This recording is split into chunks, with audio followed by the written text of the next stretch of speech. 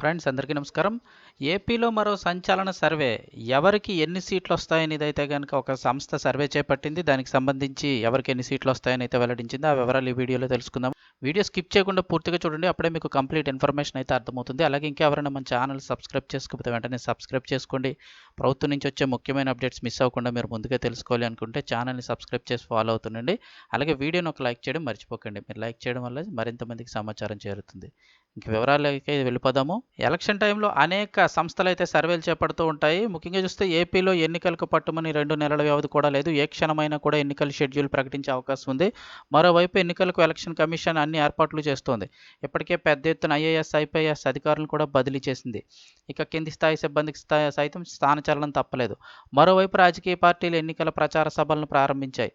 చంద్రబాబు రా కదలిరా సభల పేరుతో గత నెల రోజులుగా తీరిక లేకుండా గడుపుతున్నారు. మరోవైపు సీఎం జగన్ సిద్ధం పేరిట ఎన్నికల ప్రచార సభలు నిర్వహిస్తున్నారు.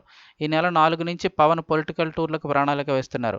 సరిగ్గా ఇటువంటి సమయంలోనే సర్వే సంస్థలు రంగంలో దిగుతున్నాయి. ప్రజాభిప్రాయాన్ని బయటపెడుతున్నాయి.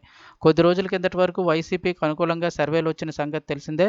తాజాగా రైజ్ అనే సర్వే సంస్థ రాష్ట్ర వ్యాప్తంగా కూడా ప్రజాభిప్రాయాన్ని సేకరించింది. 175 నియోజకవర్గాల్లోనూ 1,80,000 మందికి పైగా నమూనాలను అయితే సేకరించింది. వందలాది మంది శిక్షణ పొందిన వారు ఈ సర్వేలో పాల్గొన్నట్లు సంబంధిత సంస్థ చెబుతోంది. రాష్ట్రంలోని 3 ప్రాంతాల్లో ప్రజాభిప్రాయం సేకరించినట్లు, పారదర్శకంగా సర్వే చేసినట్లు, అన్ని వర్గాల వారి నుంచి ర్యాండమ్గా అభిప్రాయాలను సేకరించినట్లు తెలుస్తోంది. ఇప్పటి వరకు వచ్చిన సర్వేలన్నిటికీ కూడా భిన్నంగా ఈ సంస్థ ఫలితాలను వెల్లడించడం అయితే విశేషమని చెప్తున్నారు. అసలు ఏం సర్వే వివరాలు చూస్తే మొత్తం 175 నియోజకవర్గాలకు గాను టీడీపీ అలాగే జనసేన మిత్రకూటమికి అయితే 95 స్థానాలు గెలుచుకుంటాయని చెప్పి సర్వే అయితే తేల్చింది. వైసీపీ కేవలం 45 స్థానాలకు పరిమితం అవుతుందని, 35 స్థానాల్లో గట్టి ఫైట్ ఉంటుందని స్పష్టం చేసింది.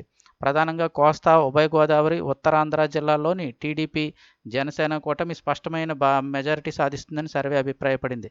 రాయలసీమలో మాత్రం వైసీపీ ఆధిపత్యం కొనసాగుతుందని తేల్చేసింది. ఇక కొద్ది రోజుల కిందట రైజ్ సర్వే సంస్థ పార్లమెంట్ స్థానాల వారీగా సర్వే ఫలితాలను వెల్లడించింది. ఇప్పుడు అసెంబ్లీ స్థానాల వారీగా సర్వే ఫలితాలను వెల్లడించడం విశేషం. పార్లమెంట్ స్థానాలకు సంబంధించి చూస్తే టీడీపీ, జనసేన కూటమికి 15 ఎంపీ స్థానాలు దక్కించుకుంటుందని సర్వే తేల్చింది. వైసీపీ 5 పార్లమెంట్ స్థానాలకు పరిమితమవుతుందని స్పష్టం చేసింది. మరో 5 స్థానాల్లో గట్టి పోటీ ఉంటుందని తేల్చి చెప్పింది. ఇక శ్రీకాకుళం, అనకాపల్లి, విజయనగరం, రాజమండ్రి, కాకినాడ, అమలాపురం, ఏలూరు, నరసాపురం, అలాగే గుంటూరు, విజయవాడ, నెల్లూరు, చిత్తూరు, వీటితో పాటుగా కర్నూలు, అనంతపురం, హిందూపురం టీడీపీ, జనసేన కూటమి అభ్యర్థులు గెలిచే అవకాశం ఉందని ఈ సర్వే చెబుతోంది. ఇక వైసీపీకి సంబంధించి అరకు, కడప, రాజంపేట, నంద్యాల, ఒంగోలులో గెలిచే ఛాన్స్ అయితే కనిపిస్తుందని చెప్తున్నారు.